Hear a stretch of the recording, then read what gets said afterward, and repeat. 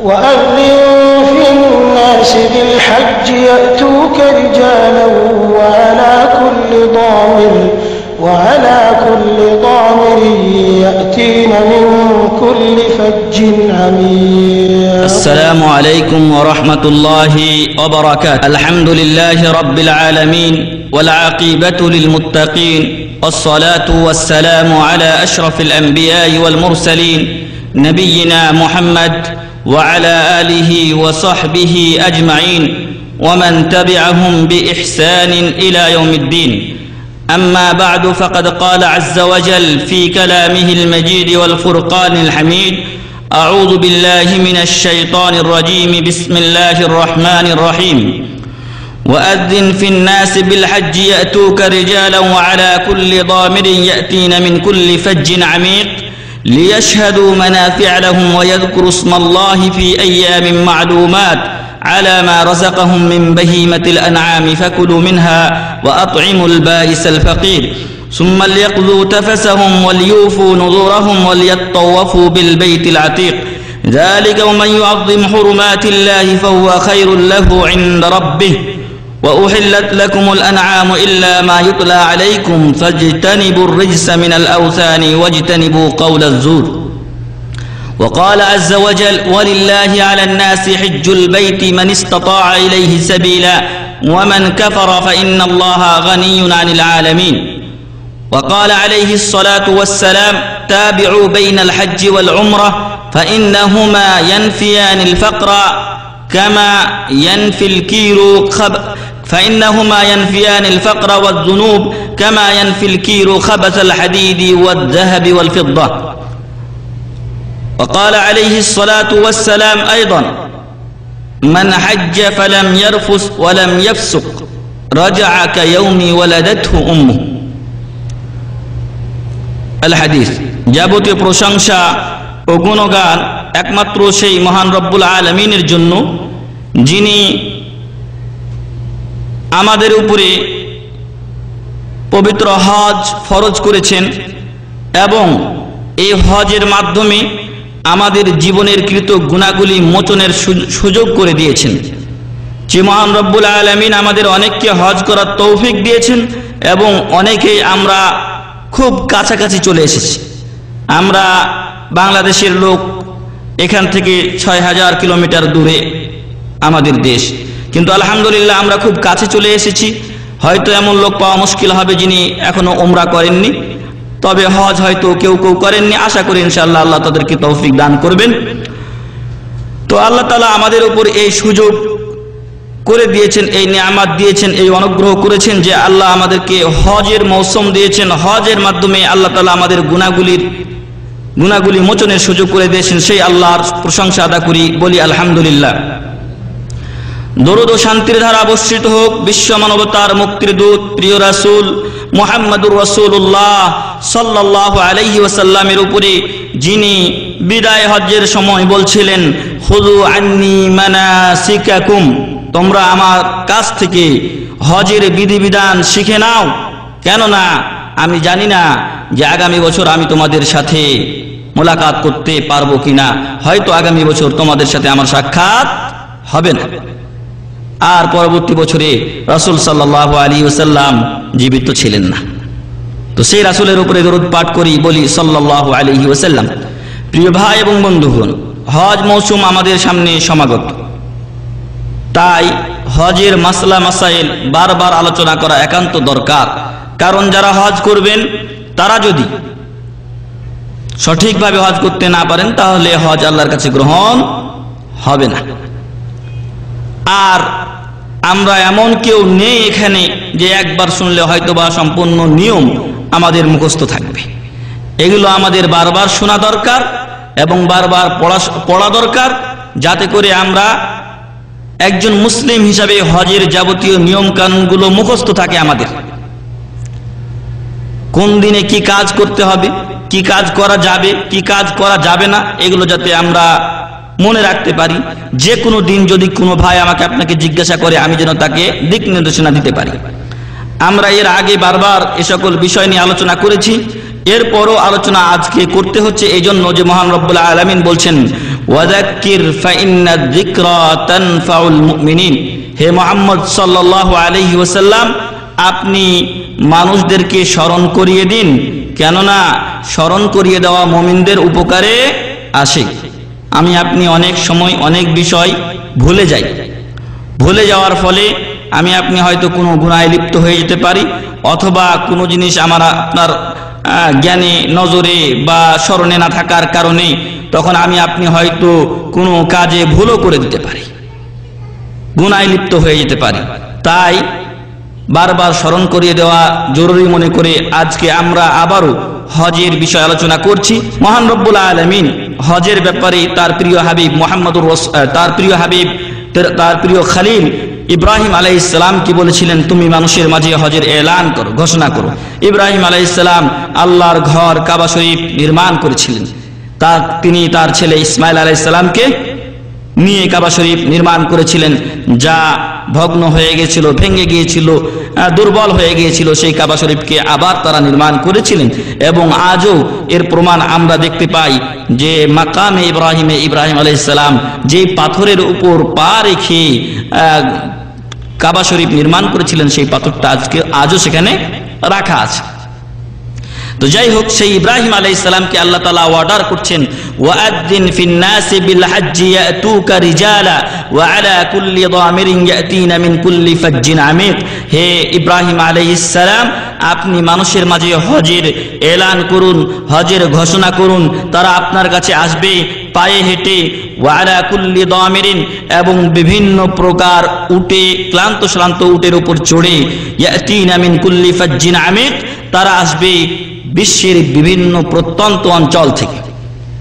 আর এই ঘোষণা যখন ইব্রাহিম আলাইহিস সালামের উপরে এসেছে, তা আমাদের কোরআনেও নাজিল হয়েছে।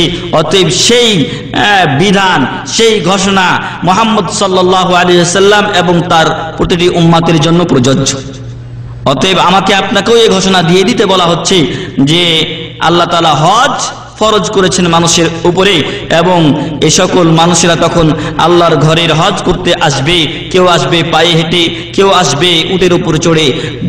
যুগ বা সময়ের পরিবর্তনের সাথে সাথে আজকে সেই উটেরও পরিবর্তন হয়েছে, পায়ে হাঁটারও আজকে বিলুপ্তি ঘটেছে। আর আজ আমরা দেখছি প্লেনে চড়ে, গাড়িতে চড়ে এবং বিভিন্নভাবে মানুষেরা হজে আসছেন। এরপরও যদি খেয়াল করা যায় তাহলে আমরা দেখতে পাবো যে প্রত্যন্ত অঞ্চল থেকে যখন আমাকে আপনাকে আসতে হয় তখন অনেকেই পায়ে হেঁটে আসেন, অনেকেই হয়তো বা ভ্যানে চড়ে আসেন, অনেকে রিকশায় চড়ে আসেন। এইভাবে মানুষ বিভিন্ন অঞ্চল থেকে এসে কাবা শরীফে সবাই একত্রিত হন। তো যাই হোক, আল্লাহ তাআলা তার প্রিয় খালিল ইব্রাহিম আলাইহিস সালামকে যে ঘোষণা দিয়েছিলেন, সেই ঘোষণা আমার আপনার জন্য প্রযোজ্য, সেই ঘোষণা উম্মতে মুহাম্মাদিয়ার সকলের জন্য প্রযোজ্য। এবং সেই ঘোষণা হচ্ছে যে মানুষের মাঝে ঘোষণা করে দিন হজের, তারা আসবে আমার আপনার কাছে তথা কাবা শরীফে হজ করতে আসবে। কিভাবে? রিজালান, পায়ে হেঁটে, ওয়া আলা কুল্লি দামিরিন, এবং ক্লান্ত শ্রান্ত উটের উপরে চড়ে, ইয়াতিনা মিন কুল্লি ফাজ্জিন আমিক, তারা আসবে প্রত্যন্ত অঞ্চল থেকে। তো আমি আপনি ওই প্রত্যন্ত অঞ্চলের একটা অংশ আমি আপনি আসছি। যে সকল হাজিরা আসছে বিভিন্ন স্থান থেকে আসছেন, কেন আসবে তারা এই হজে?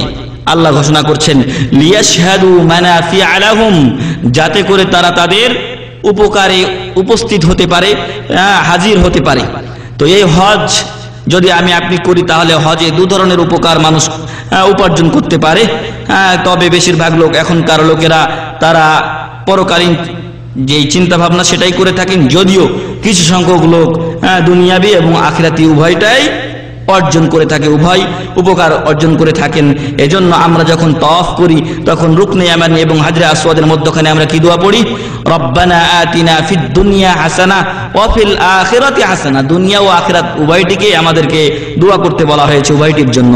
তো যাই হোক, এই হজে আমি আপনি দুনিয়াবি উপকার অর্জন করতে পারি আর আখিরাতের উপকারও আমরা অর্জন করতে পারি। দুনিয়াবি উপকার, হজে এসে কেউ যদি ব্যবসা বাণিজ্য করে তবে তাতে নিষেধ নেই। হালাল বস্তুর যদি কেউ ব্যবসা করে, আপনার দেশে ইলিশ মাছ পাওয়া যায়, আপনি ইলিশ মাছ যে কোনো প্রক্রিয়াজাত করে নিয়ে আসলেন, আপনি আসার পরে উমরা করার পর আপনি হালাল হয়ে গেলেন, তারপর আপনি ব্যবসা বাণিজ্য করেন। একদম 8 তারিখ পর্যন্ত। 8 তারিখেও যদি আপনি রুকনগুলো বা যেই নিয়মগুলো আছে সেই নিয়মগুলো পালনের সাথে সাথে ব্যবসা বাণিজ্য করেন, তাতে কোনো সমস্যা নেই। 9 তারিখ 10 তারিখ প্রতিদিনই আপনি ব্যবসা বাণিজ্যে অংশগ্রহণ করতে পারেন, তবে সাথে আপনাকে হজের কাজগুলো আদায় করতে হবে, যেহেতু আপনি হজের ইহরাম বেঁধেছেন, নিয়ত করেছেন। তো যাই হোক, আল্লাহ বললেন লিয়াশহাদু মানাফিআ লাহুম, যাতে করে তারা তাদের উপকারের বস্তুতে উপস্থিত হয়, হাজির হয়, তারা কল্যাণ লাভ করতে পারে। তো এই কল্যাণ আমরা বললাম যে এই কল্যাণ হচ্ছে আমি দুনিয়ার কল্যাণ অর্জন করতে পারি, সেটা হচ্ছে ব্যবসা বাণিজ্যের মাধ্যমে। আর এই হজের মৌসুমে মক্কা মদিনার লোকের যে আয় হয়, সে আয় দিয়ে বাকি বছরের বাকি মাসগুলো তারা চলাফেরা করে। সেই রমজান থেকে শুরু হয়েছে, রমজান, শাওয়াল, জিলকাদ, জিলহজ, মুহররমের শেষ এবং মুহররম সফরেরও কিছু দিন পর্যন্ত তারা যে আয় ইনকামটা করেন, বাকি বছরের বাকি মাসগুলোতে তারা সে টাকা দিয়েই চলেন। এবং আল্লাহর বিশেষ রহমত সৌদি আরবের উপরে, মক্কা মদিনার উপরে, যে বাইরের লোকেরা যখন আসেন তাদের অর্থনৈতিক প্রবৃদ্ধি তখন বেড়ে যায়। তো এটা হজের উপকার। ঠিক এমনই আমরাও বাইরের লোক যারা আছি, তারা অনেকে হজের মৌসুমে একটা কারো গাড়ি আছে, অনেকেই কন্ট্রাক্ট করে আপনাকে মক্কা নিয়ে যাব, আমি পৌঁছে দেবো, 700 রিয়াল 800 রিয়াল একটা লোকের যাতায়াতের জন্য হয়। তো এরকম যদি 10টা লোক নিয়ে যেতে পারে 7000 রিয়াল সে 10 দিনে কামাই করতে পারবে, যেটা হয়তো 2-3 মাসে সে আগে করতে পারতো না। তো যাই হোক, যে কথা বলছি যে এই হজে অর্থনৈতিকভাবে মানুষ উপকৃত হয়, আর আখেরাতের দিক দিয়ে, ধর্মীয় দিক দিয়েও মানুষ উপকার লাভ করে। আর সেই উপকারের কথা রাসূল করিম সাল্লাল্লাহু আলাইহি ওয়াসাল্লাম ইরশাদ করছেন যে তোমরা হজ এবং উমরার মাঝে ধারাবাহিকতা রক্ষা করার চেষ্টা করো, একটার পর একটা হজ, একটার পর একটা উমরা করার যত তাড়াতাড়ি তোমাদের সম্ভব হয় তা করো। কেননা এই হজ আমার আপনার দারিদ্রতা দূর করে। ফাইন্নাহুমা ইয়ানফিয়ানিল ফাকরা ওয়াজ জুনুব, আমার আপনার দারিদ্রতা দূর করে, এটা দুনিয়াবি ফায়দা। ওয়াজ জুনুব, সাথে সাথে আমার আপনার গুনাহ মাফ করে দেওয়া হয়, গুনাহ মোচন করে আমার আপনার হজ, আমার আপনার উমরা। তাহলে আমরা দুনিয়াবি উপকার পাচ্ছি আর উখরাবি বা আখিরাতের উপকার পাচ্ছি। এরপর বলা হচ্ছে কেমন ভাবে গুনাহগুলি দূর করে, কেমন ভাবে দারিদ্রতা দূর করে। আল্লাহ রাসূল সাল্লাল্লাহু আলাইহি ওয়াসাল্লাম বলছেন কামা ইয়ানফিল কিরু খাবাতাল হাদিদি ওয়াজ যাহাবি ওয়াল ফিদ্দা, স্বর্ণ রৌপ্যে যদি ময়লা থাকে তাহলে স্বর্ণকার সেটাকে তার কাছে যে হাপড় থাকে সেই হাপড় দিয়ে, তার কাছে যে যন্ত্র থাকে সেই যন্ত্র দিয়ে এটাকে দূর করে দেয়, এটা পরিষ্কার পরিচ্ছন্ন হয়ে যায়। এমনইভাবে লোহার বা কর্মকার, তার কাছে যখন একটা মরিচিকা পড়া একেবারে পুরাতন লোহা আপনি নিয়ে যেয়ে দেন, একটা রড নিয়ে গিয়ে দিল, ও পিটে টিটে এমন ঠিক করে ওটাকে কাটার যোগ্য করে দেয়। তো ঠিক এরকম আমার আপনার গুনাহকে, আমার আপনার দারিদ্রতাকে দূর করে দেয় হজ এবং উমরা। এই বিশ্বাস একজন মুসলিমের থাকতে হবে। হজ করলে টাকা কমে যায় না, বরং আল্লাহ অন্য দিক দিয়ে আরো বরকত দিতে পারেন, বেশি দিতে পারেন। তো যাই হোক, যাতে করে আপনি দুনিয়া এবং আখিরাতের উপকারে উপস্থিত হতে পারি, এজন্য আমার আপনার উপরে আল্লাহ তাআলা হজ ফরজ করেছেন। আরো কিছু কাজ করতে হবে হজে যারা উপস্থিত হয় তাদের জন্য। বলা হচ্ছে ওয়ায়াযকুরুসমাল্লাহি ফি আইয়ামিন মা'লুমাত আলা মা রাযাকাহুম মিন বাহিমাতিল আনআম, এবং যাতে করে তারা আল্লাহর নাম স্মরণ করে নির্দিষ্ট কিছু দিনে। যখন থেকে আপনি ইহরাম পড়েছি তখন থেকে আমি লাব্বাইক আল্লাহুম্মা লাব্বাইক লাব্বাইক লা শারীকা লাক লাব্বাইক ইন্নাল হামদা ওয়ান নি'মাতা লাক ওয়াল মুলক লা শারীকা লাক, এটা কি আল্লাহর জিকির না? তো আমরা আল্লাহর জিকির স্মরণের মধ্যে রয়েছি যখন থেকে আমরা ইহরাম বাঁধছি। এরপরে খাস করে আল্লাহ তাআলা আমাদেরকে যে চতুষ্পদ জন্তুগুলো দিয়েছেন এগুলোর উপরে যেন আমরা আল্লাহর নাম স্মরণ করি।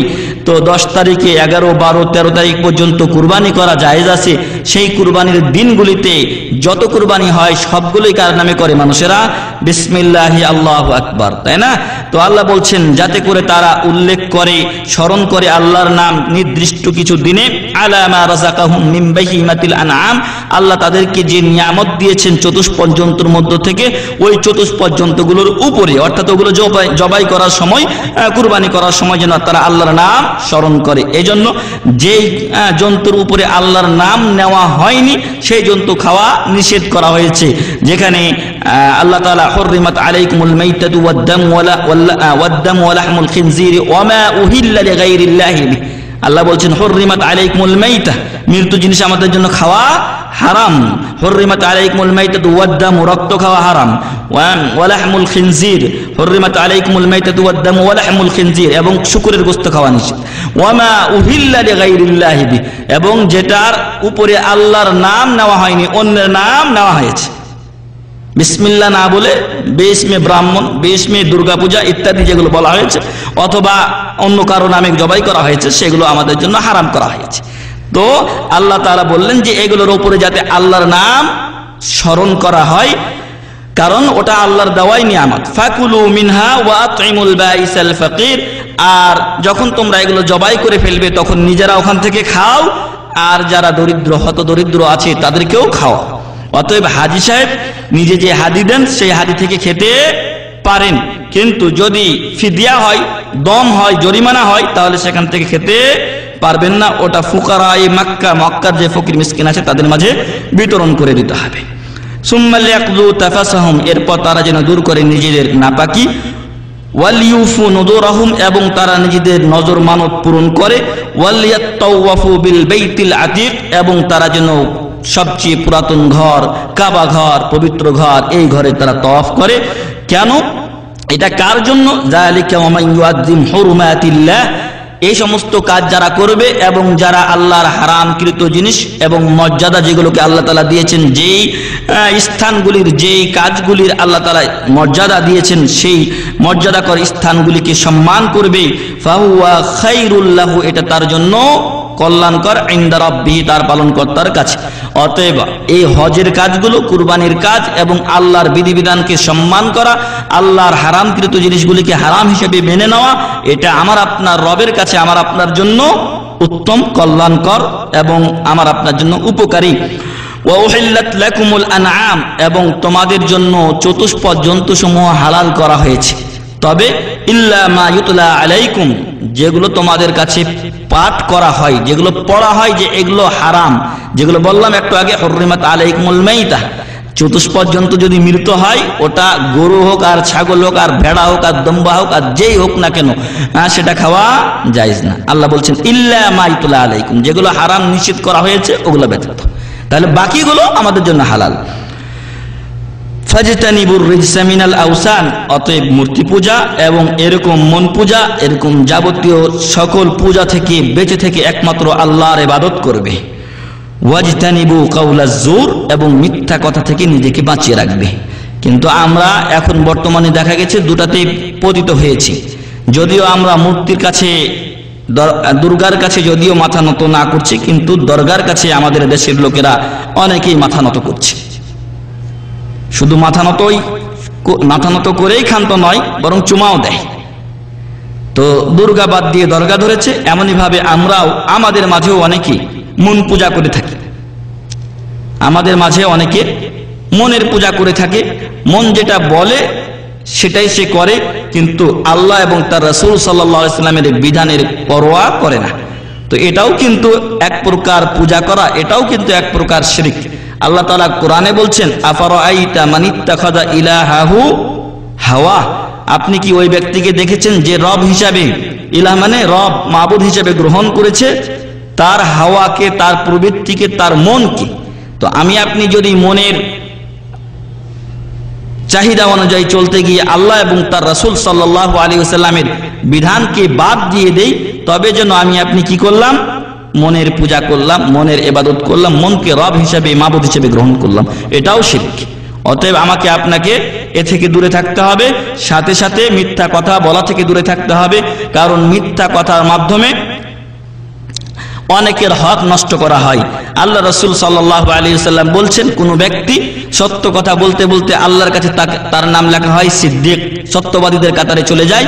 আর সিদ্দিকদের পুরস্কার আপনারা জানেন, যেখানে আমরা প্রতি নামাজে বলি ইহদিনাস সিরাতাল মুস্তাকিম, আমাদেরকে পথ দেখান, সহজ সরল পথ। সিরাতাল্লাযীনা আনআমতা আলাইহিম, ওই সমস্ত লোকদের পথ যাদের প্রতি আপনি দয়া করেছেন। কাদের প্রতি আল্লাহ দয়া করেছেন?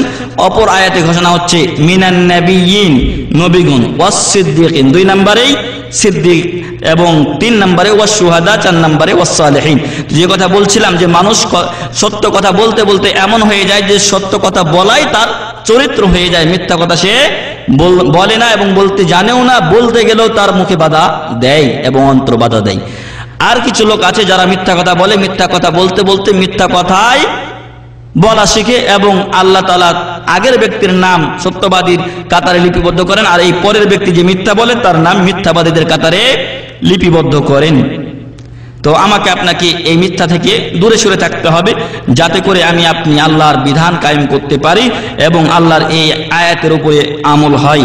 আল্লাহ তাআলা আমাদের সবাইকে সঠিক পদ্ধতিতে হজ করে মনের পূজা এবং যাবতীয় অন্যায় থেকে দূরে থেকে আমাকে আপনাকে জান্নাতুল ফেরদাউসে যাওয়ার তৌফিক দান করুন, আল্লাহুম্মা আমিন।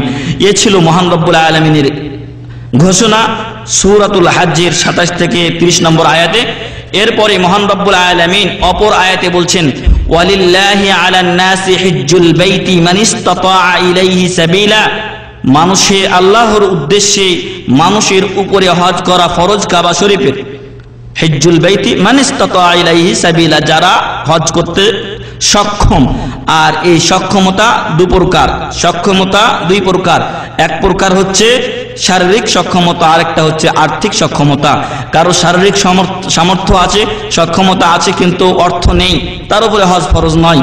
আবার কারো অর্থ আছে কিন্তু শারীরিকভাবে সে পারছে না, তবে সে অপেক্ষা করবে, যদি অপেক্ষা করার পরও না হয়, এমন মাজুর হয়ে গেছে, বিছানায় পড়ে গেছে, তারপরে তার পক্ষ থেকে বদলি হজ করাবে। তো আল্লাহ তাআলা বললেন মান ইসতাতা ইলাইহি সাবিলা, যারা হজ করতে সক্ষম। ইসলাম আমার আপনার জন্য সহজ ধর্ম, এটা প্রমাণ করে। কারণ আল্লাহ বলে দিতে পারতেন সবার জন্য হজ করা ফরজ, তাহলে তো আমার আপনার দেশের যারা হত দরিদ্র তারা যদি এই হজের ফরজিয়াত পালন করতে বা আদা করতে চাইতেন, তাহলে যখন থেকে হুঁশ হয়েছে তখন থেকেই পায়ে হাঁটা দিতে হতো, কাবা শরীফের উদ্দেশ্যে পায়ে হাঁটা দিতে হতো। কিন্তু আল্লাহ তাআলা বললেন মান ইসতাতা ইলাইহি সাবিলা, যার সামর্থ্য আছে, সবার উপরে এই হজকে ফরজ করে দেওয়া হয়নি। তারপর বললেন ওয়ামান কাফারা ফা ইন্নাল্লাহা গানিয়্যুন আনিল আলামিন, যদি কেউ অস্বীকার করে, কেউ যদি আল্লাহর নিয়ামত পাওয়ার পরও অকৃতজ্ঞ হয়, টাকা পয়সা আল্লাহ দিয়েছেন, সুস্থতা দিয়েছেন আল্লাহ তাআলা, এরপরও হজ করে না, তাহলে আল্লাহ তাআলা সারা বিশ্ববাসী থেকে অমুখাপেক্ষী। দরকার নেই সারা বিশ্ববাসীর হজ করার। সারা বিশ্ববাসী যদি হজের সামর্থ্য থাকা সত্ত্বেও হজ না করে, তাহলে আল্লাহ ওদেরকে শাস্তি দিতে দ্বিধা করবেন না। ফাইন্নাল্লাহা গানিয়্যুন আনিল আলামিন, সারা বিশ্ববাসীর কোনো চারানা পয়সার দরকার নেই, আল্লাহর একটা হজেরও দরকার নেই। তবে হজ বান্দা তুমি যদি করো, তাহলে তোমার জন্য উপকার আল্লাহ তাআলা ঘোষণা করেছেন যে ফাইন্নাহুমা ইয়ানফিয়ানিল ফাকরা ওয়াজ যুনুব, গুনাহ মাফ করে আর দারিদ্রতা দূর করে। কার লাভ? বান্দার লাভ। আর এর আগে আমরা বলে এসেছি, উল্লেখ করে এসেছি যে দুনিয়াবি লাভ আছে এবং আখিরাতেরও লাভ আছে। তো আল্লাহ তাআলা বললেন ওয়ালিল্লাহি আলান নাসি হিজ্জুল বাইতি মান ইসতাতা ইলাইহি সাবিলা, যারা সামর্থ্য রাখে তারা যেন হজ করে। ওয়ামান কাফারা ফা ইন্নাল্লাহা গানিয়্যুন আনিল আলামিন, যারা হজ করে না, অস্বীকার করে, অকৃতজ্ঞ হয়, আল্লাহর নিয়ামত পরও হজকে এড়িয়ে চলে। অনেকে বলে যে সামনে জমিটা কিনে নেই, প্রত্যেক বছর জমি ধরতেই আছে, জমি ধরা ঠিকই হচ্ছে কিন্তু হজ করে না। কিন্তু মনে রাখবেন হজ ফৌরান ওয়াজিব, যখনই আমার আপনার টাকা হয় আর আমি আপনি সুস্থ আছি, ওই বছরই আমার আপনার জন্য হজ করা ফরজ।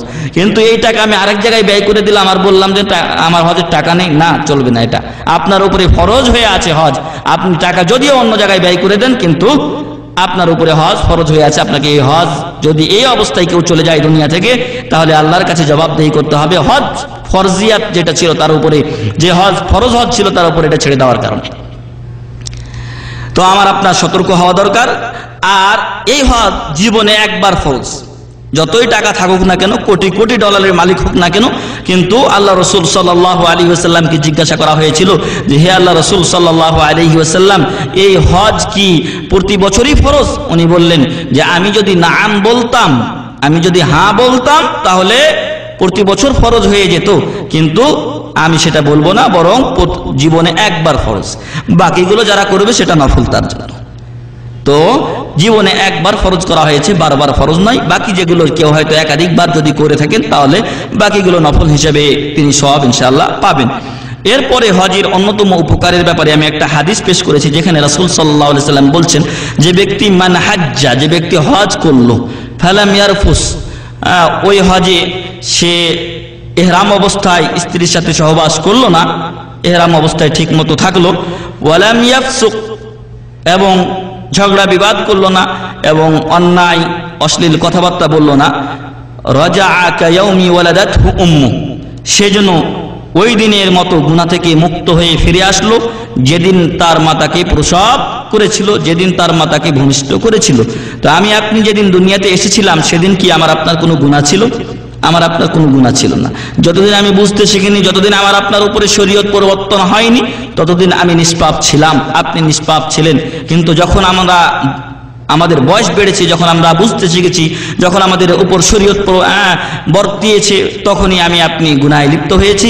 এবং আমরা প্রত্যেকেই কেউ বলতে পারবো না যে আমার গুনাহ নেই, বরং সবাই নিজেকে, মুমিনের পরিচয় এটাই যে সে নিজেকে মনে করবে যে আমি ধ্বংস হয়ে গেছি, আমার গুনার শেষ নেই, আল্লাহ যদি আমাকে ধরেন তো আমি কি জবাব দেবো। একজন মুমিন এটাই মনে করবে।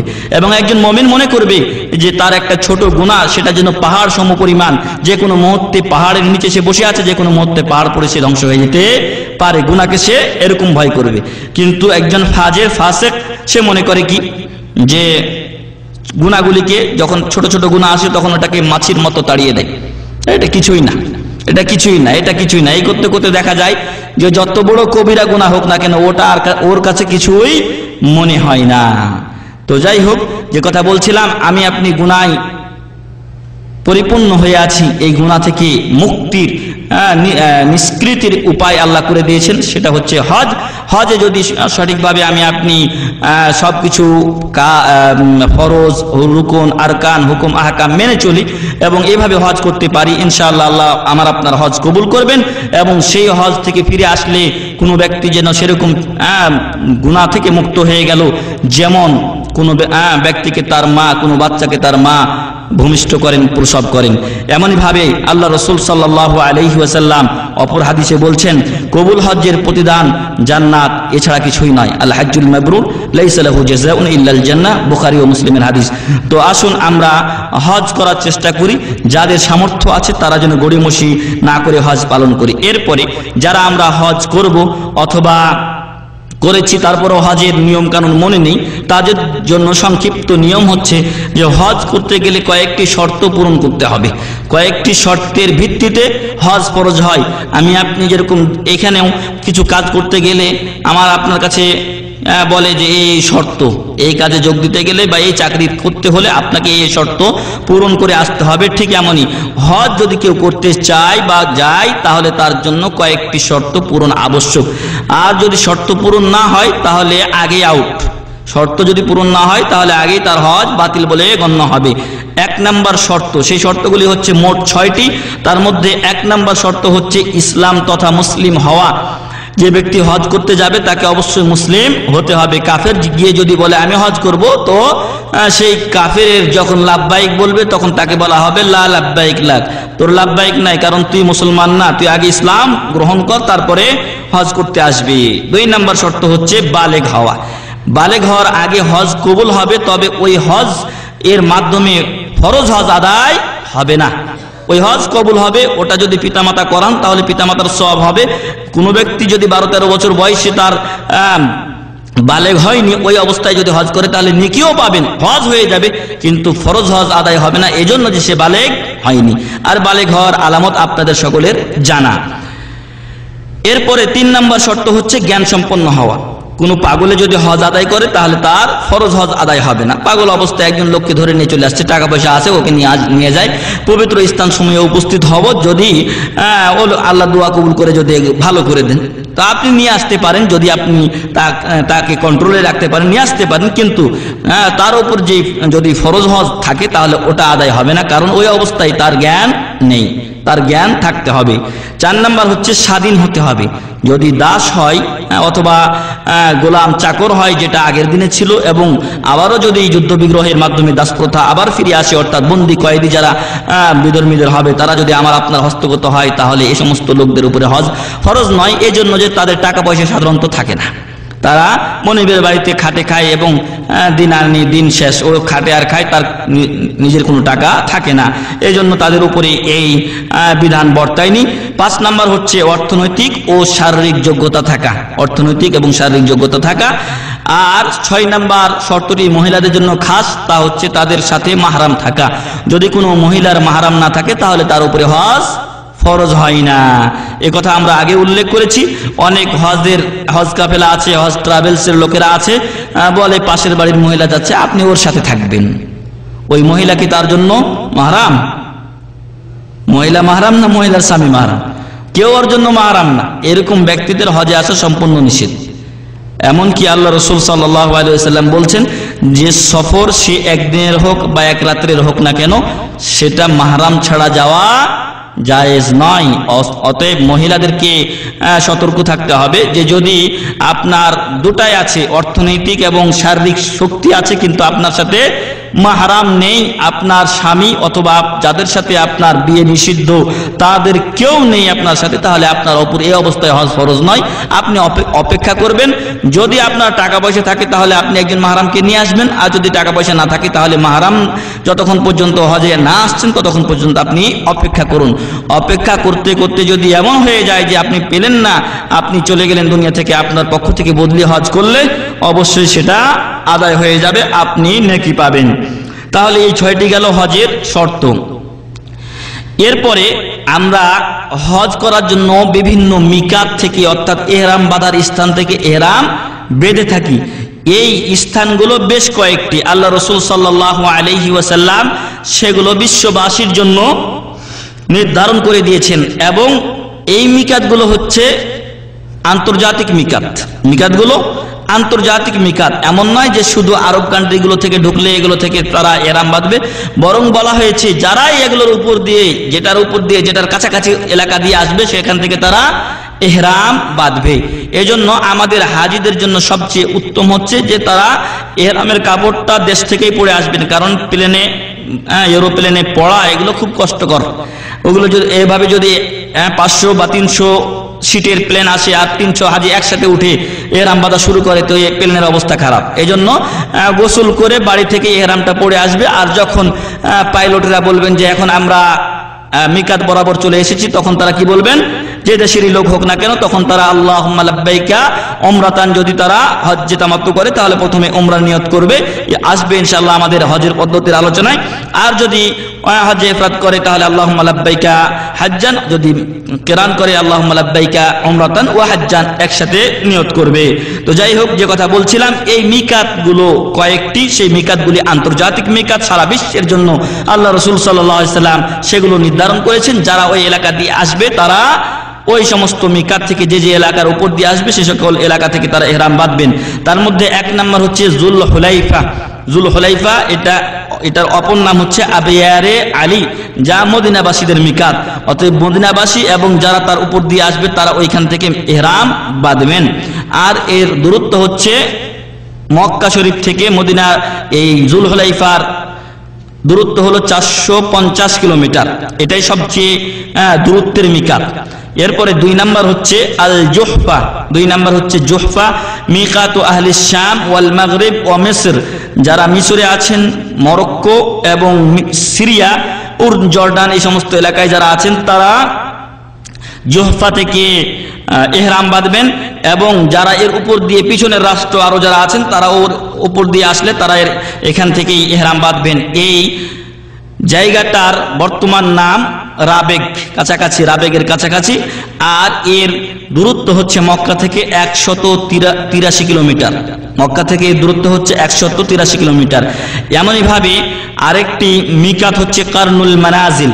কারনুল মানাজিল এটা আমাদের মিকাত, যেটাকে আস-সাইরুল কাবিরও বলা হয়, এবং এটা হচ্ছে নাজদের অধিবাসী এবং যারা এর উপর দিয়ে অতিক্রম করবে তাদের জন্য।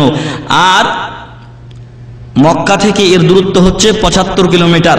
মক্কা থেকে এর দূরত্ব হচ্ছে 75 কিলোমিটার এবং এটাই সবচেয়ে নিকটবর্তী মিকাত। 4 নম্বর হচ্ছে ইয়ালামলাম। 4 নম্বর হচ্ছে ইয়ালামলাম, মিকাতু আহলিল ইয়ামান, ইয়ামানবাসীদের। ওয়ামান জা আন তরিকিহিম ওয়া ইয়াহরুমুন নাসু হালিয়ান মিনাস সাদিয়া তো সাদিয়া নামক স্থান থেকে এই সমস্ত লোকেরা এখন ইহরাম বেঁধে থাকেন। তো যারা ইয়ামানের অধিবাসী এবং ওই দিক দিয়ে যারা আসবেন তারা সেখানে ইহরাম বাঁধবেন। এখন আমরা কোথা থেকে ইহরাম বাঁধবো?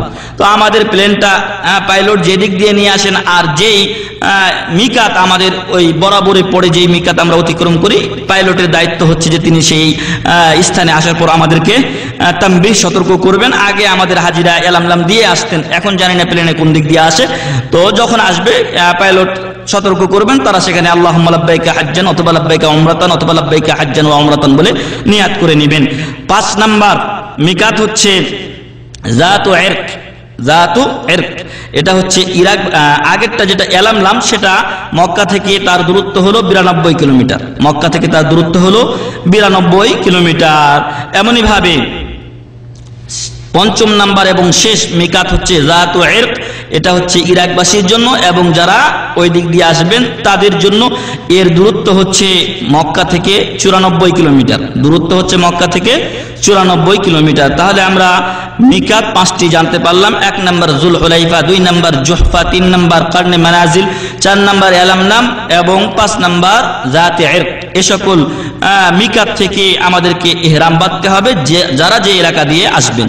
এছাড়াও মক্কার লোকেরা মক্কা থেকেই হজের নিয়ত করবেন, কিন্তু তারা যদি অন্য সময় উমরা করতে চান তাহলে হালাল এরিয়ায় যাবেন। অর্থাৎ তাদের যে হারাম এরিয়া আছে, মক্কার হারাম শরীফের যে এরিয়া আছে, এর বাইরে গিয়ে হালাল এলাকা থেকে বের হয়ে আসবেন, ওখান থেকে ইহরাম বেঁধে আসবেন, যাতে করে হালাল এবং হারাম এরিয়া একসাথে হয়।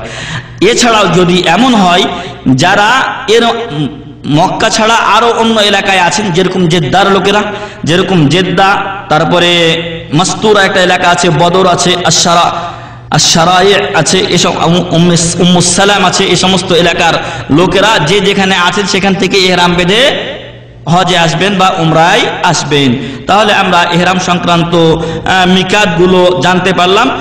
আমরা যেন কোনো সময় এই ইহরাম বা মিকাতের এলাকা থেকে ইহরাম ছাড়া না যায়, যদি হজ বা উমরার উদ্দেশ্য থাকে।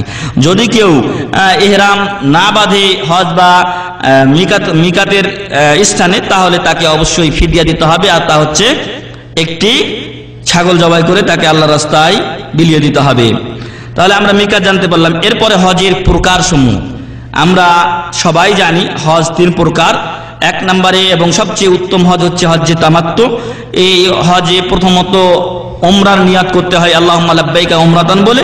আপনি উমরা করার পরে এখান থেকে বা যেখানে আছেন সেখান থেকে উমরা নিয়ত করে আসলেন। আসার পরে উমরা করবেন, তওয়াফ সাই করবেন, মাথা হাল করে উমরা আপনার শেষ হয়ে যাবে, আপনি হালাল হয়ে যাবেন। আপনি হজের দিনের 8 তারিখের আগ পর্যন্ত আপনি স্বাভাবিকভাবে নখও কাটতে পারবেন, চুলও কাটতে পারবেন, আপনার যদি মোচ কাটা দরকার হয় মোচও কাটতে পারবেন, সেলাই করা কাপড় পরতে পারবেন, আপনার যা ইচ্ছা তাই করতে পারবেন। হালাল কাজ আপনি সবকিছু করতে পারবেন। আর যখন 8 তারিখ আসবে তখন আপনি আল্লাহুম্মা লাব্বাইকা হজ্জান বলে আবার হজের নিয়ত করবেন এবং বাকি কাজগুলো পূর্ণ করবেন। এই ব্যক্তিকে কুরবানি দিতে হবে। এমনই ভাবে দ্বিতীয় প্রকার হজ হচ্ছে হজ্জে কেরান। দ্বিতীয় প্রকার হজ হলো হজ্জে কেরান। এই হজ্জে একসাথেই 2 কাজের নিয়ত করতে হয় আল্লাহুম্মা লাব্বাইকা উমরাতান ওয়া হাজ্জান বলে। একেও কুরবানি দিতে হয়, হাদি বলে। কুরবানি এবং হাদির মধ্যে পার্থক্য আছে। যেটা হজের জন্য দেওয়া হয় সেটাকে হাদি বলে, আর যেটা সাধারণত যারা দাম মনেও থাকবে, যারা অন্য এলাকায় জেদ্দায় বিভিন্ন স্থান থেকে আমাদের দেশে থেকে কুরবানি যেটা জবাই করেন সেটাকে বলা হয় আদাহি বা উদহিয়া কুরবানি। কিন্তু বাকি যেটা হাদি, যেটা হাজিরা জবাই করে থাকেন সেটাকে বলা হয় হাদি। তো হজ্জে কেরানে একসাথে 2টা নিয়ত করতে হয়। এই প্রকার ব্যক্তি সে উমরা পালনের পরে হালাল হতে পারবে না, ওকে ইহরাম অবস্থায় থাকতে হবে। তৃতীয় প্রকার হজ হচ্ছে হজ্জে ইফরাদ। আর হজ্জে ইফরাদে শুধু হজ হবে, এখানে কোনো উমরা নাই। আল্লাহুম্মা লাব্বাইকা হাজ্জান বলে ইহরাম বাঁধবে, নিয়ত করবে এবং লাব্বাইক বলে শুরু করবে তার পথ চলা। আর এই হজকারীকে কুরবানি বা হাদি দিতে হবে না। অতএব সস্তা হজ যদি কেউ করতে চান তবে হজ্জে ইফরাদ তার জন্য সবচেয়ে উত্তম এবং ভালো। এরপরে হজের কিছু রুকন আছে। রুকন সেগুলোই যেগুলোর কোনো একটি ইচ্ছা করে বা ভুলে বা না জেনে বাদ দিয়ে দিলে ওই কাজটা আদায় করা ব্যতীত হজ অপূর্ণ থেকে যায়। আর কেউ যদি ওই রুকন বাকি থাকা অবস্থায় স্ত্রী সহবাস করে ফেলে অথবা আরো কিছু করে, তাহলে এর দ্বারা তার হজ বাতিলও হয়ে যেতে পারে, রুকুন বাকি থাকা অবস্থায় যদি এই কাজ করে। এখন এই হজের রুকুনগুলো কি কি? হজের রুকুন মোট 4টি। হজের রুকুন 4টি। 1 নাম্বার, নিয়ত সহকারে মিকাত থেকে ইহরাম বাঁধা। নিয়ত সহকারে, যদি কেউ নিয়ত মিকাত থেকে না করে তাহলে তাকে আবার ফিরে এসে সেখান থেকে নিয়ত করতে হবে, না হলে হবে না। 2 নাম্বার, আরাফায় অবস্থান করা। 9 তারিখে সকালে রওনা হবেন মিনা থেকে এবং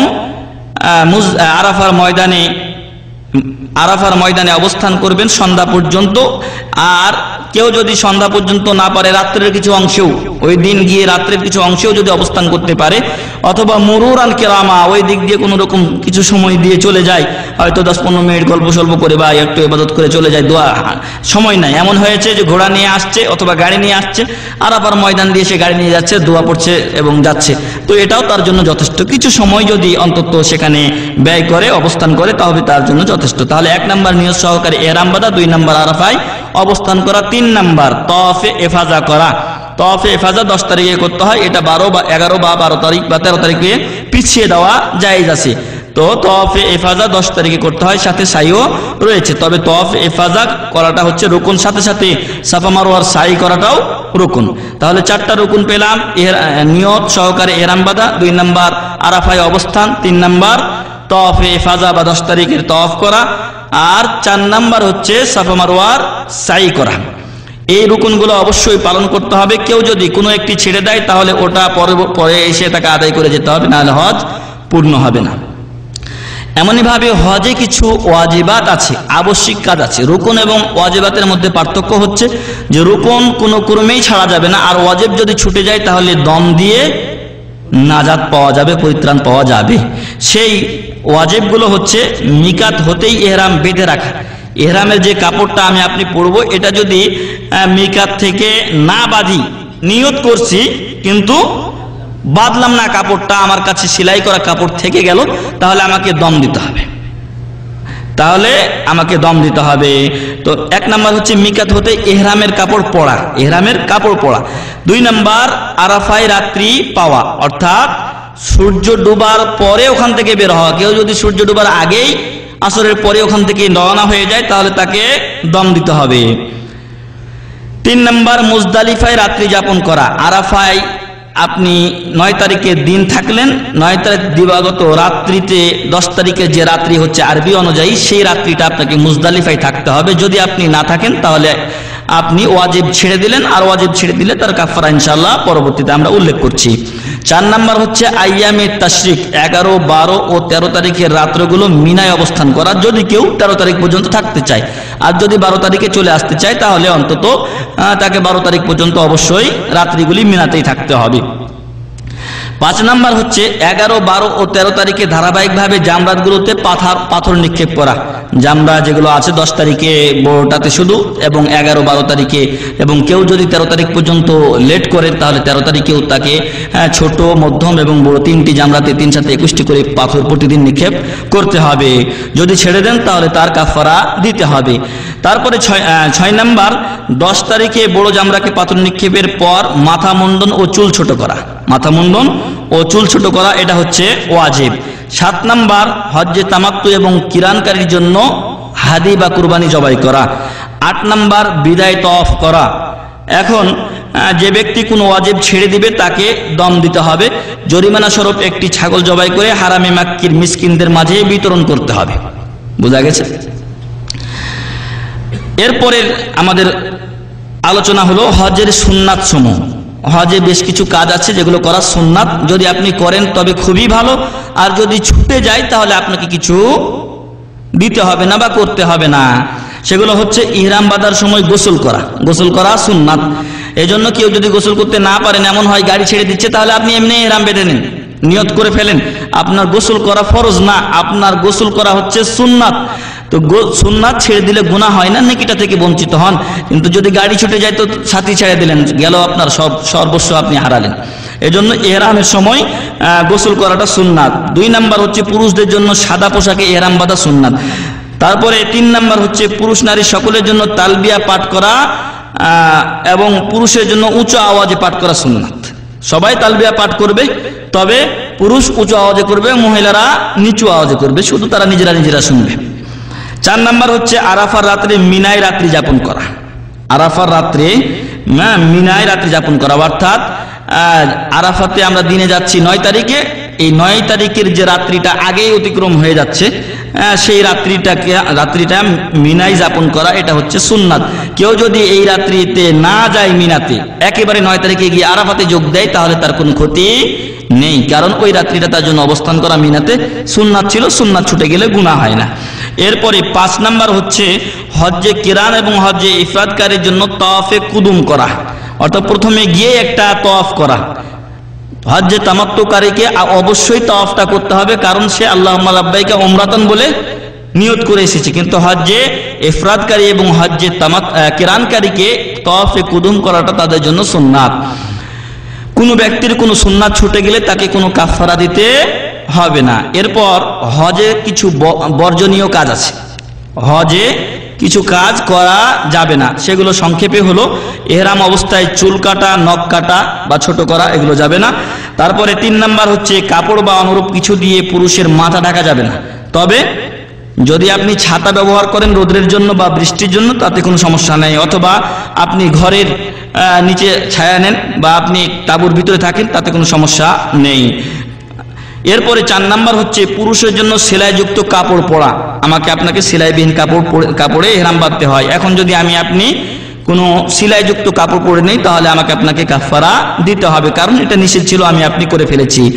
এমনই ভাবে 5 নাম্বার হচ্ছে সুগন্ধি ব্যবহার করা অথবা ইচ্ছাকৃত কোনো আতরের বা সেন্টের সুগন্ধি গ্রহণ করা।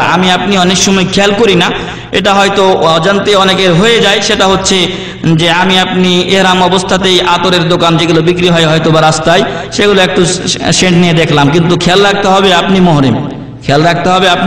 মুহরিম, ভুলে যেন না যান। যদি আপনি এগুলো করে ফেলেন তাহলে কাফারা দিতে হবে। 6 নাম্বার মহিলাদের হাত মোজা এবং নিকাব বা মুখ বন্ধ পড়া। তো আগে আয়েশা রাদিয়াল্লাহু আনহার হাদিস থেকে যেটা পাওয়া যায়, ওনারা নিকাব খুলে রাখতেন মুখে, যখন আজনবী বা অপরিচিত পুরুষ, গায়রে মাহরাম পুরুষ চলে আসতেন, তখন তারা এটাকে ঢেকে নিতেন। এখন এমন অবস্থা হয়ে গেছে, সবাই গায়রে মাহরাম ইল্লা ওয়াহিদ, তার সাথে যে আছে 1-2 এ ব্যতীত, তো সামনে পিছনে সব গায়রে মুহরিম থাকার কারণে এখন চেহারা ঢেকে রাখাটাই শ্রেয়। এবং 2 নাম্বার যেটা, যে নিকাব, এই নিকাব পরা যাবে না।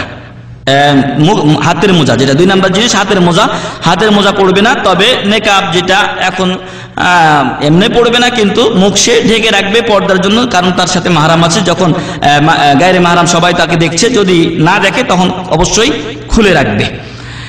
7 নাম্বার শিকার করা এবং তা হত্যা করা। কোনো কিছু আপনি দেখতে পেলেন, একটা পাখি, আপনি ইহরাম অবস্থায় যদি শিকার করেন, তাহলে আপনাকে অবশ্যই কাফারা আদায় করতে হবে। 8 নাম্বার বিয়ে শাদী করা। 9 নাম্বার স্ত্রীকে চুম্বন দেওয়া এবং তার সাথে আলিঙ্গন করা। এমনভাবে যদি স্ত্রীও স্বামীকে চুম্বন দেয় বা তার সাথে আলিঙ্গন করে, তার উপর একই হুকুম বর্তাবে। 10 নাম্বার স্ত্রী সহবাস করা এবং 11 নাম্বার হচ্ছে মিথ্যা ও অন্যায় কথা বলা এবং ঝগড়া বিবাদে লিপ্ত হওয়া। এই কাজগুলো ইহরাম অবস্থায় করা যাবে না এবং নিষেধ। এখন যদি কেউ এগুলো করে ফেলে, তাহলে তার কাফারা কি? 1 থেকে 6 নাম্বার পর্যন্ত কোনো কাজ যদি কেউ ভুল করে অথবা না জেনে করে, তাহলে তাকে কোনো কিছু দিতে হবে না। 1 থেকে 6 কি?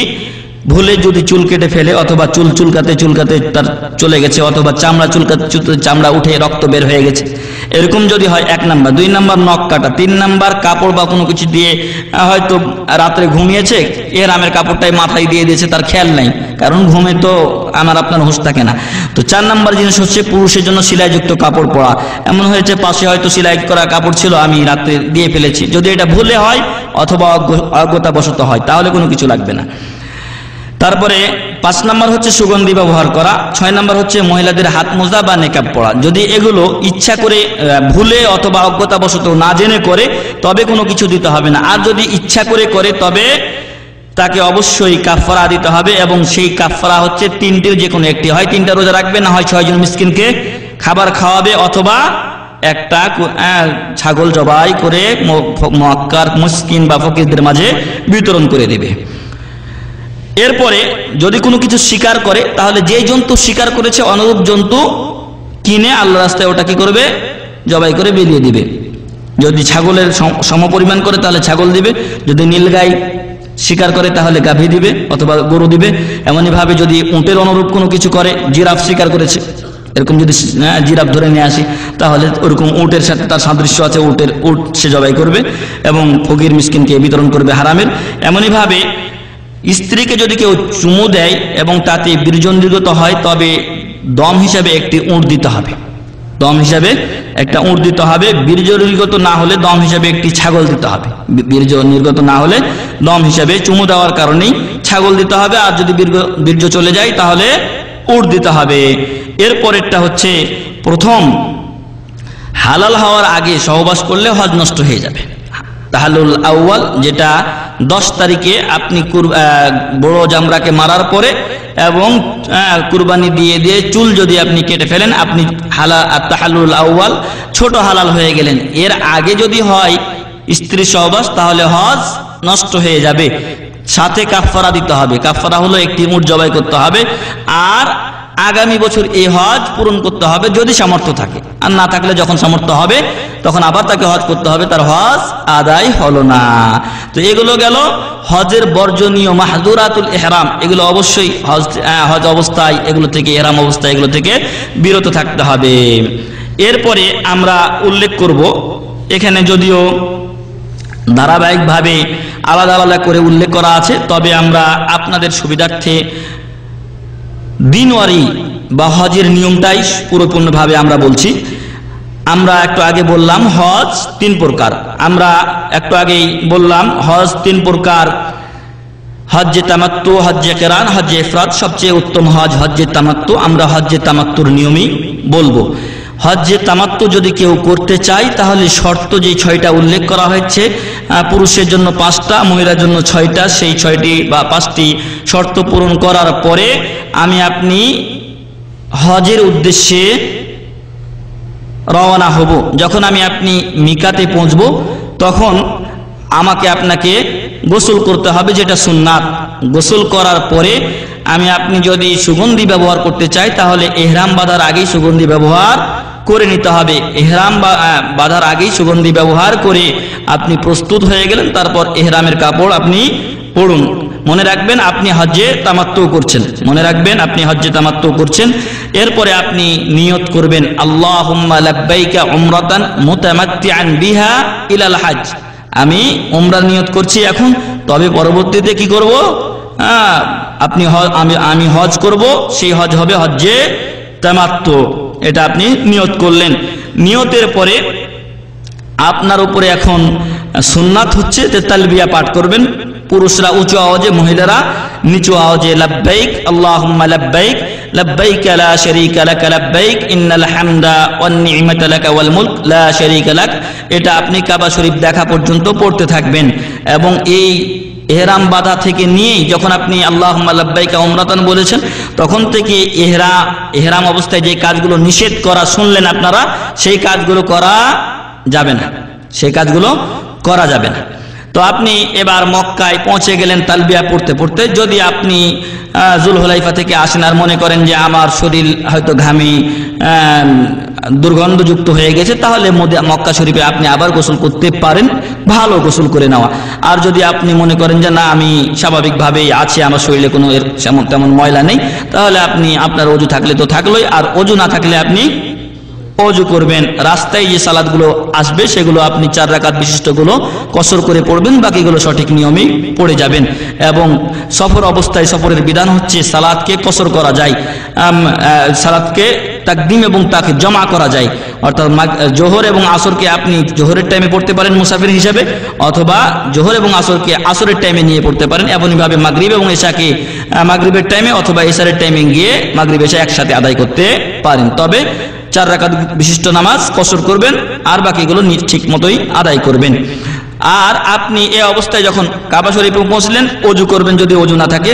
এরপরে কাবা শরীফে ডান পা দিয়ে প্রবেশ করবেন। মেন গেটে যখনই আপনি প্রবেশ করছেন, যেখানে এই ঘর শুরু হয়েছে কাবা শরীফ, সেই ঘরে চত্বর না, চত্বরের পরে যে ঘর শুরু হয়েছে, আমরা যে এই গেট অমুক গেট বলে জানি, সেই গেট দিয়ে যখনই আপনি প্রবেশ করবেন ডান পা আগে দিয়ে দোয়া পড়বেন, বিসমিল্লাহ ওয়াসসালাতু ওয়াসসালামু আলা রাসূলিল্লাহ আল্লাহুম্মা ইফতাহলি আবওয়াবা রাহমাতিক, এই দোয়া পড়ে প্রবেশ করবেন। আপনার উপরে যদি নামাজ, ফরজ নামাজ রাস্তায় বাকি থাকে তাহলে ফরজ নামাজ আদায় করবেন, আর যদি ফরজ নামাজ বাকি না থাকে তাহলে তাহিয়াতুল মসজিদ পড়ার দরকার নেই। আপনি সরাসরি চলে যাবেন কোথায়? হাজরে আসওয়াদ বরাবর, এবং হাজরে আসওয়াদে গিয়ে মহিলারা ইহরাম বাঁধবেন তাদের নিজ নিজ কাপড়ে, তাদের যে বোরকা আছে, যে সালোয়ার কামিজ আছে, যে যেটা পড়েন সেটাতে তারা ইহরাম বাঁধবেন। পুরুষেরা দুটো সাদা কাপড়ে ইহরাম বাঁধবেন, আর এখানে গিয়ে পুরুষেরা ইস্তেবা করবেন। সেটা আমরা ইস্তেবা আগে দেখিয়েছিলাম, সেটা হচ্ছে যে আপনার এই কাপড়টাকে আপনি ঘাড়ের উপরে যেটা আছে এটাকে ডান পাশটাকে ডান কাঁধের নিচ দিয়ে নেবেন এবং বাম কাঁধের উপরে আপনি কাপড়টা রেখে দেবেন। এটা হচ্ছে ইস্তেবা, অর্থাৎ ডান কাঁধ আপনার খালি থাকবে। এই ইস্তেবা আপনি প্রথম চক্করের শুরু থেকেই করবেন। ইস্তেবা করা আপনার যখন হয়ে গেল, আপনি হাজরে আসওয়াদ বরাবর যাবেন এবং হাজরে আসওয়াদে গিয়ে যদি আপনি সুযোগ পান তাহলে সেখানে হাজরে আসওয়াদকে চুমু দিবেন। আর যদি চুমু দেওয়া সম্ভব না হয় তাহলে স্পর্শ করবেন। স্পর্শ করা সম্ভব না হলে ইশারা করবেন। কি বলে? বিসমিল্লাহ আল্লাহু আকবার বলে ইশারা করে আপনি তওয়াফ শুরু করবেন।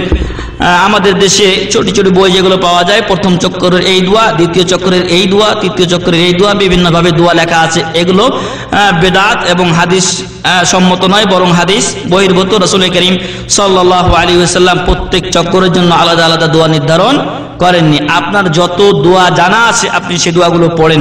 যদি আরবি দোয়া শেষ হয়ে যায়, বাংলায় দোয়া করেন, আল্লাহ আপনার ভাষা বুঝবেন। এমনই ভাবে যদি আপনার বাংলা দোয়াও শেষ হয়ে যায় তাহলে আপনি কোরআন মাজিদ তেলাওয়াত করতে পারেন, কারণ কোরআন মাজিদ হচ্ছে মহান রব্বুল আলামিনের বাণী। এমন কি অনেক সময় হয়ে যেতে পারে সূরা বাকারার শেষ আয়াতগুলো যদি পড়েন তাহলে আপনার জন্য দোয়া হয়ে যাবে। এমনই ভাবে বিভিন্ন আয়াত আছে, ওই আয়াতগুলো যদি আপনি চিহ্ন দিয়ে রাখেন তাহলে সেগুলো আপনি পড়তে পারেন, আরো ভালো হবে। আপনি হাজরে আসওয়াদ থেকে তওয়াফ শুরু করলেন, এমনই ভাবে আপনি চলে আসলেন হাজরে আসওয়াদের আগের কোনা রুকনে ইয়ামানিতে। রুকনে ইয়ামানিতে যখন আসবেন তো রুকনে ইয়ামানিতে যদি আপনার পক্ষে রুকনে ইয়ামানি ছোঁয়া স্পর্শ করা সম্ভব হয় তাহলে করবেন, আর যদি ছোঁয়া সম্ভব না হয় তাহলে ইশারা করার দরকার নেই। অনেকে আছে ইশারা করে, না ইশারা করবেন না। যদি স্পর্শ করা সম্ভব হয় তাহলে বিসমিল্লাহ বলে স্পর্শ করবেন, আর না হলে আপনি ওই কোণা থেকে দোয়া পড়বেন কি হাজরে আসওয়াদ পর্যন্ত, রব্বানা আতিনা ফিদ দুনিয়া হাসানাতাও ওয়া ফিল আখিরাতি হাসানাতাও ওয়া কিনা আযাবান নার। এই দোয়াটা 5 বার 7 বার যতবার আপনার এই টুকুর মধ্যে পড়া যায় বা পড়তে পারেন আপনি পড়বেন। তো এই দোয়া পড়লেন। এছাড়াও অন্য দোয়া যদি আপনি মনে করেন তো পড়তে পারেন, তাতে কোনো সমস্যা নেই, কিন্তু এই দোয়াটা অবশ্যই পড়বেন, কারণ রাসূল সাল্লাল্লাহু আলাইহি ওয়াসাল্লাম এই ব্যাপারে আদেশ দিয়েছেন। যখন আপনি হাজরে আসওয়াদে আসলেন তখন আপনার এক চক্কর পূর্ণ হলো। আর মনে রাখবেন প্রথম চক্কর থেকেই রমল করা, প্রথম 3 চক্করে রমল করা সুন্নাত। রমল করা, যেটা রমল বলা হয়, একটু জোরে জোরে হাঁটা, পাগুলো আপনি কাছাকাছি রাখবেন, খুব জোরে দূরে দূরে না রেখে কাছাকাছি রেখে একটু দ্রুত চলাকে রমল বলা হয়, যেটাকে আমরা স্বাভাবিক দৌড়ানো বলতে পারি। তো এইভাবে প্রথম 3 চক্করে করতে হবে যদি আপনার স্থান ফাঁকা থাকে। আর যদি ফাঁকা না থাকে, ভিড় থাকে, তাহলে আপনি স্বাভাবিকভাবেই করবেন, তবে পাটা একটু কাছাকাছি ফেললে আপনার নিয়তে ইনশাআল্লাহ আল্লাহ তাআলা সওয়াব দান করবেন। তো এরপরে আপনি এইভাবে 7 চক্কর পূর্ণ করবেন। প্রত্যেক চক্করে আপনার জানা যত দোয়া আছে পড়বেন। রুকনে ইয়ামানি থেকে হাজরে আসওয়াদ পর্যন্ত রব্বানা আতিনা ফিদ দুনিয়া হাসানা ওয়া ফিল আখিরাতি হাসানাতাও ওয়া কিনা আযাবান নার, এই দোয়া পাঠ করবেন। আর আপনি যখন হাজরে আসওয়াদে দ্বিতীয়বার পৌঁছবেন তখন বিসমিল্লাহ আল্লাহু আকবার আবার বলার দরকার নাই, শুধু আল্লাহু আকবার, কারণ আপনি বিসমিল্লাহ বলে শুরু অলরেডি করেছেন। বিসমিল্লাহ মানে শুরু করছি, তো আল্লাহু আকবার বলে আবার দ্বিতীয় চক্কর, এভাবে তৃতীয় চতুর্থ এবং সপ্তম চক্কর শেষ করলেন। সপ্তম চক্কর শেষ করার পর আপনার যে ইস্তেবা ছিল ইস্তেবা খুলে ফেলবেন। অনেককে দেখা যায় যে ইস্তেবা করা আছে, ঘাড় ফাঁকা অবস্থায় নামাজ হবে? ঘাড় ফাঁকা অবস্থায় আপনার কাপড় আপনার কাছে আছে, আপনার এই অবস্থায় নামাজ হবে কি করে? এই জন্য অনেককে দেখা যায় নামাজ পড়ছে ওই অবস্থায়, আবার সাইও করছে ওই অবস্থায়, অর্থাৎ ওই মাসালা জানেই না। যারা এটা দেখতে পাবেন অন্যদেরকে বুঝাতে চেষ্টা করবেন। আল্লাহ সবাইকে তৌফিক দান করুন, আল্লাহুম্মা আমিন। তো আপনার যখন 7 চক্কর শেষ হয়ে গেল, আপনার তওয়াফ শেষ, আপনি ইজতিবা খুলে ফেলুন এবং মাকামে ইব্রাহিমের পিছনে জায়গা পেলে আপনি সেখানে গিয়ে, অনেক লোক সাথেই ভিড় করে, এখানে মাকামে ইব্রাহিম এর পিছনেই ভিড় করে, ভিড় করাটা ঠিক না, আর একজনকে কষ্ট দিলে গুনাহ হয়, এজন্য আপনি আরো পিছনে চলে যান। যদি তারও পিছনে জায়গা না পান, হজের সময় আরো ভিড় হয়, এজন্য আপনি চলে যান একেবারে উপরে, আর সেখানেও জায়গা না পেলে আপনি যে কোনো জায়গাতেও যদি 2 রাকাত নামাজ পড়েন আপনার জন্য যথেষ্ট। এবং এই 2 রাকাত নামাজে প্রথম রাকাতে সূরা ফাতিহার সাথে সূরা কাফিরুন, দ্বিতীয় রাকাতে সূরা ফাতিহার সাথে সূরা ইখলাস পড়বেন, রুকুতে সাজদাতে এবং তাশাহুদে দোয়া করবেন, নামাজ শেষে আল্লাহর কাছে হাত তুলে আপনার যত আকুতি কাকুতি মিনতি যা আছে আপনি সব পেশ করতে পারেন, আল্লাহর কাছে প্রার্থনা করতে পারেন।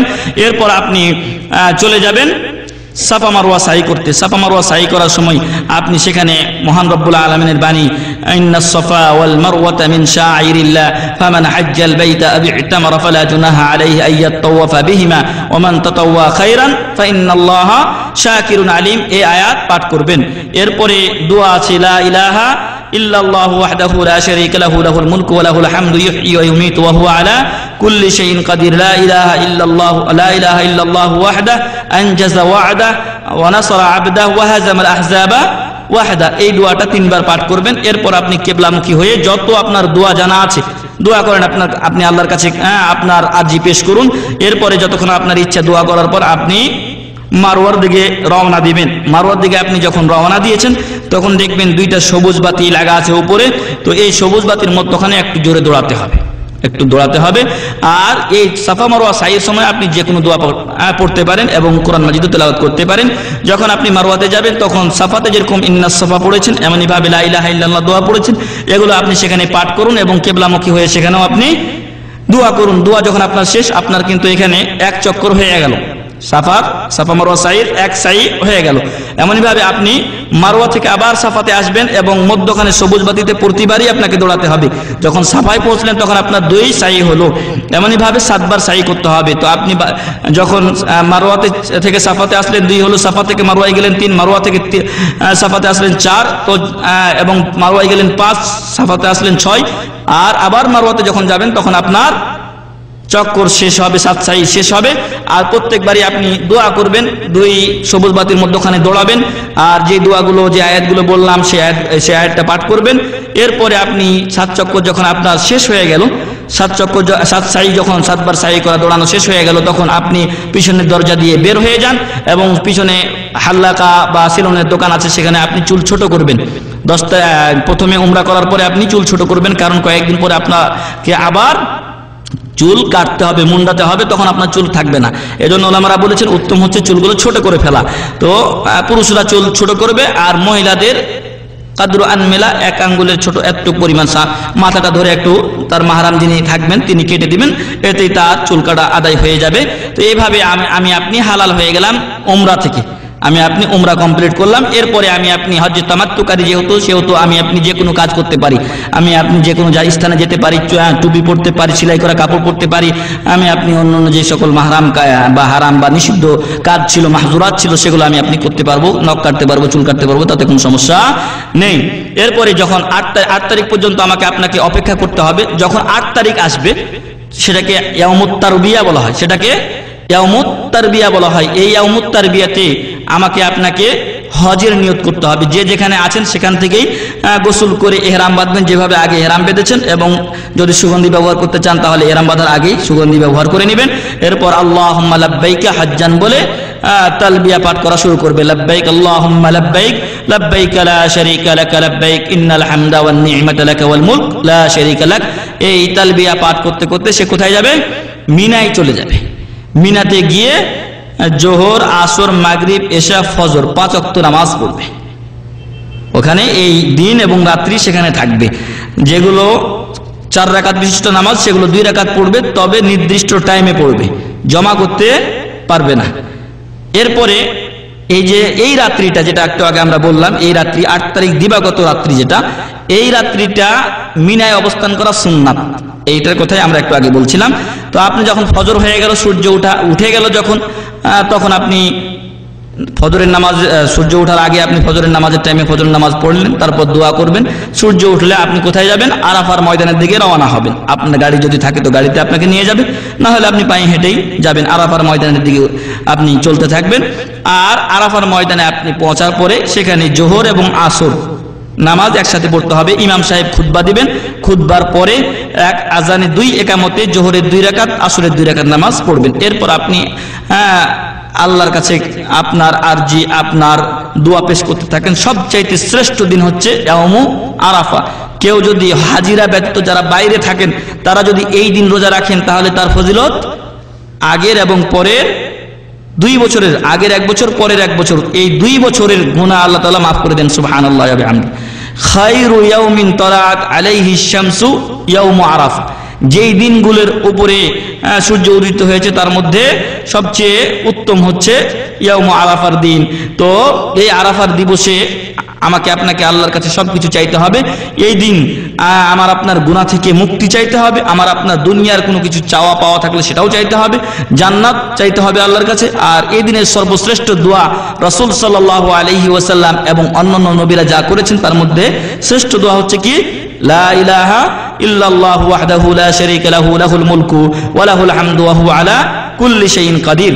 তো এই দোয়া আপনি এই দিন বেশি বেশি করে পড়বেন, অন্যান্য দোয়া করবেন, নামাজ পড়বেন, আল্লাহর কাছে কান্নাকাটি করবেন। যখন সূর্য ডুবে যাবে, সূর্য ডুবা পর্যন্ত ওখানে থাকতে হবে। রাত্রের কিছু অংশ 5 মিনিট হোক 10 মিনিট হোক ওখানে থাকতে হবে। কেউ যদি সূর্য ডুবার আগে চলে আসে তাহলে তাকে দম দিতে হবে, একটা ছাগল দিতে হবে। এই জন্য আমরা ওয়াজিবাতের মধ্যে উল্লেখ করেছি যেগুলো আবশ্যিক জিনিস, তার মধ্যে রাত্রি পেতে হবে সেখানে। আপনার সূর্য ডুবার পরে আপনি ওখান থেকে রওনা হলেন, এরপরে মুজদালিফায় চলে আসবেন। মুজদালিফায় রাত্রি যাপন করা ওয়াজিব।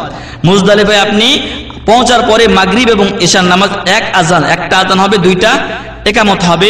এই 1 আজান 2 একামতে আপনি 3 রাকাত মাগরিবের এবং ইশারের 3 রাকাত, 2 রাকাত ফরজ এবং 1 রাকাত বেতর, এইভাবে আপনি আদায় করার পর আপনি রেস্ট নিতে পারেন, কারণ আপনি ক্লান্ত হয়ে এসেছেন। রেস্ট নিতে পারেন, অথবা আরো আপনি ইবাদতের ইচ্ছা থাকলে, আপনার মন মানসিকতা থাকলে আপনি ইবাদতে মশগুল থাকবেন। ফজর পর্যন্ত আপনি ঘুমাবেন এবং ইবাদত করবেন। ফজর যখন হবে তখন ফজরের নামাজ পড়ে তারপর আপনি যখন ফর্সা হয়ে আসবে তখন আপনি রওনা দিবেন মিনার উদ্দেশ্যে। মিনাতে গিয়ে আপনার আজকে দিনের তারিখ হচ্ছে 10 তারিখ, আর ইয়াউমে আরাফা যেটা ছিল ওটা 9 তারিখ। আজকে 10 তারিখে আপনি প্রথমে গিয়ে 3টা জামরা আছে সিরিয়াল ভাবে, প্রথমটা ছোট, তারপরে মিডিয়াম, তারপরে বড়। তো প্রথম দিন আপনি ছোট মিডিয়ামকে ছেড়ে দিয়ে সরাসরি চলে যাবেন বড়টার কাছে। বড়টাকে আপনি বড়টাকে আপনি 7টি কঙ্কর নিক্ষেপ করবেন। কঙ্করগুলো আপনি মুজদালিফা থেকে নিতে পারেন, আর রাস্তা থেকেও কুড়িয়ে নিতে পারেন। তবে ভুল করবেন না যে ওখানে গিয়ে কঙ্কর আমি কুড়িয়ে নিব। যদিও জায়েজ ওখান থেকে কঙ্কর নেওয়া, কিন্তু আপনি নিতে গিয়ে বিপদে পড়তে পারেন, এজন্য সেখানে নেবেন না। আগে আপনি নিয়ে যাবেন এবং প্রথমে বিসমিল্লাহ আল্লাহু আকবার প্রথমবার মারার সময় বাকিগুলো আল্লাহু আকবার বলে বাকি 6টা এবং প্রথমটি 7টি মারার পরে আপনি চলে আসবেন। আপনার পিছনে চলে গেলেন। পিছনে যাওয়ার পর আপনি যদি কুরবানির টাকা ব্যাংকে দিয়ে থাকেন অথবা কাউকে দিয়ে থাকেন তাহলে আপনার কুরবানি আদায় হয়ে গেছে। আপনি এবার মাথা মুন্ডন করে হালাল হয়ে যান। এটাকে বলা হয় ছোট হালাল। এখন আপনার জন্য নখ কাটা এবং সেলাই করা কাপড় পরা জায়েজ। এরপর যদি আপনার ওই দিন এনার্জি থাকে, ওই দিন যদি আপনার সম্ভব হয় তাহলে আপনি চলে যান মক্কা এবং তওয়াফ ইফাদা যেটা রুকুন এবং সাই, এই দুটাই রুকুন। ওই তওয়াফ ইফাদা 7 তওয়াফ করেন এবং 7 বার সাই করেন যেভাবে আগে করেছেন, তাহলে আপনি রুকুন 2টা আদায় হয়ে গেল। এই তওয়াফ এবং সাইকে 11 তারিখ বা 12 তারিখেও করা যায়, অথবা 13 তারিখ পর্যন্ত পিছিয়ে দেওয়া জায়েজ আছে যদি আপনার সুবিধা হয় সেটাতে। তো এরপরে আপনি আবার চলে যাবেন মিনাতে। 10 তারিখে তওয়াফ সাই করে আপনি মিনায় চলে আসবেন। রাত্রে মিনায় থাকা ওয়াজিব এবং 4 রাকাত নামাজগুলো 2 রাকাত পড়বেন, আর 3 রাকাত আর ফজর যেটা 2 রাকাত, এভাবে আদায় করবেন। তবে ফজরের সুন্নাত আল্লাহ রাসূল সফরে ছাড়তেন না, আপনিও ছাড়বেন না। এরপরে আপনি 11 তারিখে চলে আসলেন। যেই সময়গুলো কাটাবেন সেই সময়গুলো আল্লাহর গুণকীর্তন করবেন, আল্লাহর জিকির আজকার করবেন, আল্লাহর কাছে দোয়া করবেন, কান্নাকাটি করবেন। এরপর প্রথম দিনের যেই পাথর মারা সেটা ছিল সকাল থেকে নিয়ে সূর্য ঢোলা পর্যন্ত। দ্বিতীয় দিনে 11 তারিখে আপনি সকালবেলা থেকে দুপুর পর্যন্ত মারতে পারবেন না। যখন সূর্য ঢলবে তখন আপনি আপনার খিমা থেকে বের হয়ে 3 7 21টি কঙ্কর নিয়ে আসবেন। প্রথমটাকে 7টি মারবেন, বিসমিল্লাহ আল্লাহু আকবার প্রথমবার, বাকিগুলো আল্লাহু আকবার বলে মারার পর আপনি বাম দিকে বা ডান দিকে যেদিক থেকে মারবেন সেদিকে সরে গিয়ে আপনি এক পাশে আল্লাহর কাছে দোয়া করুন। দোয়া করার পরে দ্বিতীয়টাকে মারেন, দ্বিতীয়টাকে মারার পরে আবার ওই একই নিয়ম মেরে আপনি পিছনে সরে গিয়ে বা ডানে বামে সরে গিয়ে আপনি দোয়া করেন নিরাপদ স্থানে গিয়ে। এরপরে বড়টাকে মারেন, বড়টাকে মারার পর আপনি সরাসরি চলে যাবেন। এমনইভাবে আপনি আবার আপনার খিমাতে গিয়ে ফিরে ওখানে রাত্রি যাপন করবেন। 12 তারিখে যদি আপনি চলে যেতে চান তাহলে 3টা জামরাকে আগে যেভাবে মেরেছেন সেভাবে মেরে আপনি 12 তারিখে সন্ধ্যার আগে মিনার সীমানা ত্যাগ করুন। মিনার সীমানা বড় জামরার পরপরই ওখানে 5 মিনিট হাঁটলেই মিনার সীমানা আপনি শেষ করতে পারবেন, অর্থাৎ একটু আগে বের হলে আপনি মিনার সীমানা ত্যাগ করতে পারবেন। কেউ যদি মনে করে আমি 13 তারিখে থাকবো এবং সেটাই উত্তম, সেটা হচ্ছে উত্তম, যদিও বেশিরভাগ হাজিরা থাকে না, কিন্তু 13 তারিখ পর্যন্ত অবস্থান করা উত্তম। 13 তারিখে কেউ থাকলে 13 তারিখে ওরকম 3টাকে মাত্র 3 সাথে 21টি মেরে তারপরে সে চলে আসবে মক্কায়। চলে আসবে কোথায়? মক্কায়। মক্কায় আসার পরে একটাই কাজ বাকি থাকলো, সেটা হলো বিদায় তওয়াফ। আর যদি কেউ ওই তওয়াফে ইফাজা সাই না করে থাকে তাহলে সেটাকে সে করবে আগে, তারপরে বিদায় তওয়াফ যখন মক্কা ছেড়ে চলে যাবে, আমার আপনার দেশের হাজি যদি হয় 1 মাস পরেও যদি যায় তাহলে 1 মাস পরে শেষে বিদায় তওয়াফ করে যাবে। যেদিন যাবে ওই কাজের পর যেন আর কোনো কাজ না হয়, বাজার টাজার যা কিছু করা দরকার করে নেবে, তারপরে বিদায় তওয়াফ করে তারপর মক্কা থেকে বের হয়ে যাবে। তো এইভাবে বিদায় যখন তওয়াফ আমি আপনি করে নিলাম, আলহামদুলিল্লাহ, এর মাধ্যমে আমার আপনার হজ সম্পন্ন হলো। যে নিয়মে বললাম এই নিয়মে যদি ইখলাস সহকারে কেউ ইনশাআল্লাহ হজ করেন তাহলে আল্লাহ তাআলা ইনশাআল্লাহ তার হজ কবুল করবেন এবং ওই ব্যক্তিকে আল্লাহ তাআলা ফিরিয়ে নিয়ে আসবেন সেই দিনের মতো যেদিন তার মাতাকে ভূমিষ্ঠ করেছিলেন। এবং আল হাজ্জুল মাবরুর লাইসা লাহু জাযাউন ইল্লাল জান্নাহ, আল্লাহ তাকে তার প্রতিদান দিবেন জান্নাত। আল্লাহ তাআলা আমাদেরকে সেই সকল হাজীদের অন্তর্ভুক্ত করুন যাদেরকে আল্লাহ তাআলা জান্নাতুল ফিরদাউস নসিব করেন, আল্লাহুম্মা আমিন। যাদের আল্লাহ তাআলা হজকে কবুল করেন, আল্লাহুম্মা আমিন। শেষ করি, সুবহানাকা আল্লাহুম্মা ওয়া বিহামদিকা আশহাদু আল্লা ইলাহা ইল্লা আনতা আস্তাগফিরুকা ওয়া আতুবু ইলাইক। ওয়া সাল্লাল্লাহু আলা নাবিয়িনা মুহাম্মদ ওয়া আলা আলিহি ওয়া সাহবিহি আজমাইন। আসসালামু আলাইকুম ওয়া রাহমাতুল্লাহি।